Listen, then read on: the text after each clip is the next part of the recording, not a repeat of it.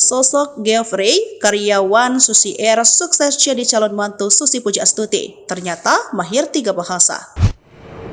Kabar bahagia datang dari Susi Pujiastuti, mantan Menteri Kelautan dan Perikanan RI. Pasalnya Susi dikabarkan bakal segera punya menantu pertama. Sosok calon menantu mantan Menteri era Jokowi ini ternyata seorang karyawan yang bekerja di Susi Air, perusahaan penerbangan milik Susi Pujiastuti. Tak sembarangan, Geoffrey, calon menantu Susi, ternyata punya jabatan penting di Susi Air. Melansir dari profil LinkedIn-nya, terungkap bahwa Geoffrey telah menempuh pendidikan di Prancis. Dengan gelar S2 dalam bidang teknologi informasi, ia berhasil menyelesaikan studinya pada tahun 2013.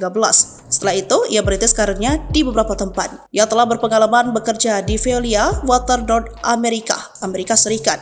Ketika itu, ia menjabat sebagai junior konsultan selama periode 3 bulan. Selanjutnya, Geoffrey memilih untuk bergabung dengan perusahaan layanan dan konsultasi IT, Capgemini. Capgemini adalah perusahaan yang berbasis di Prancis. Selain mahir dalam berbahasa Inggris, ia juga lancar berbicara dalam bahasa Prancis dan Spanyol. Selama berkarir, Geoffrey menangani peran sebagai manajer proyek dan manajer keterlibatan konsultasi. Ia mengakhiri tugas di sana pada tahun 2018. Pada tahun yang sama, ia mencari tantangan baru di perusahaan lain di Prancis. Dia bergabung di Boss Hennessy, di mana ia menjabat sebagai manajer IT, e-commerce hingga tahun 2020. Pada bulan September 2020, ia memutuskan untuk mencari kesempatan baru di Indonesia.